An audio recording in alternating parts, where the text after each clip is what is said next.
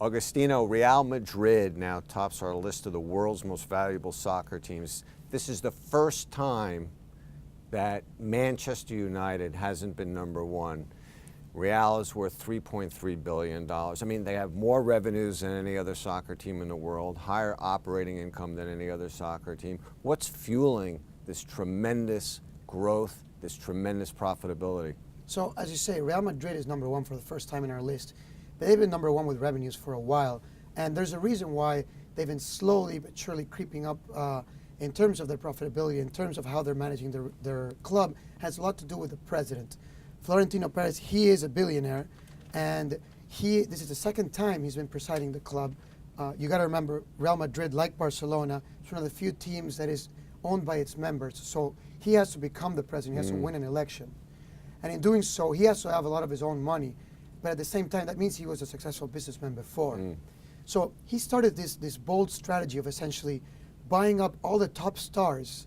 And even though there wasn't necessarily on-pitch success because of that, it managed to boost the commercial revenues to the point where they then managed to leverage their TV revenues. So by buying up people like Beckham and Zinedine Zidane and the first Ronaldo, the Brazilian, in the early 2000s, they became a commercial powerhouse.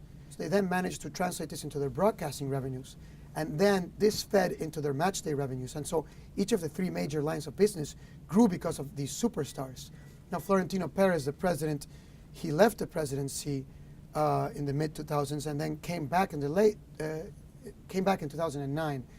He did the same thing again, buying superstars like Cristiano Ronaldo and the Brazilian Kaká, and then once again turbocharged growth, first to the commercial side, but this time they also had on-pitch success, and this allowed them to grow even further. Yeah, it was almost like he built up the brand first by bringing in the stars, and even though the club didn't do that well, certainly they didn't do well as their payroll would suggest, by building up the brand, he then was able to generate the sponsorship revenue, the TV revenue, and then he used those funds to bring in more great players like Ronaldo, and of course, now they're one of the best teams in the world. You know, they seem to almost every year also do very well in the Champions League, which is the most lucrative tournament that's played annually.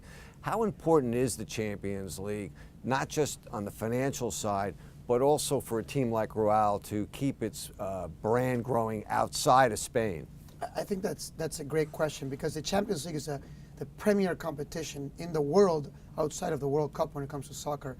Obviously, it's only on the club side as opposed to the World Cup being a national team tournament, but it's the most widely watched, the most widely followed, because you got the biggest clubs, so you got the biggest stars playing in all the different leagues, all playing there. As you said, the Champions League gives them two things. It gives them, on the one side, the extra TV rights distributed by the central organization, the UEFA, which is a FIFA-affiliated entity.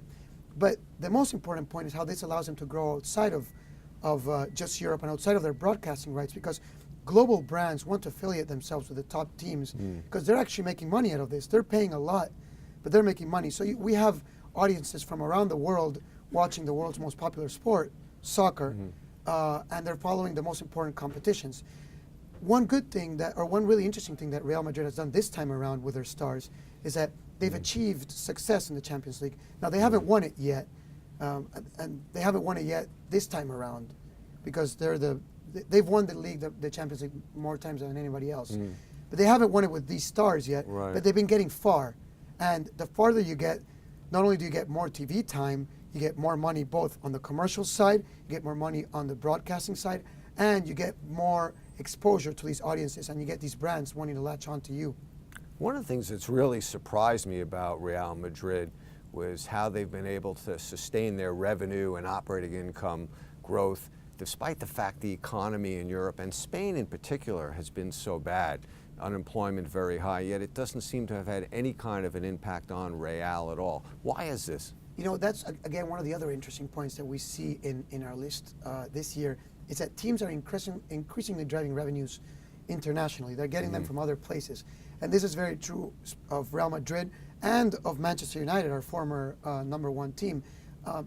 As we see the economy of Europe and many of the OECD countries kind of stalling and flattening it out, we are seeing the Asian countries and we're seeing the Middle East putting a lot more money into sports and into marketing. We see this with the shirt sponsorships. We see increasingly different sponsorships and advertisers coming from a lot from the Middle East, many from Asia, putting a lot of money into these sports. And you know, we have Qatar is going to host a World Cup in a few years. We have Russia as well.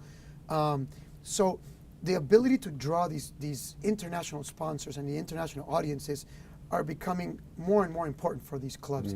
This is the case for Real Madrid, and this is one of the things that also we've spoken about is that the British clubs, particularly Manchester United, they've been able to juice their Asia and their Middle East revenues and their sponsorships there for the last maybe 10 years because, as we say, they've done their homework first. They become more professional in their management. The Spanish teams have lagged, and now they have the stars, but they still have room to develop out there, which is one of the reasons why we think Real Madrid has room to be able to grow even further. Right.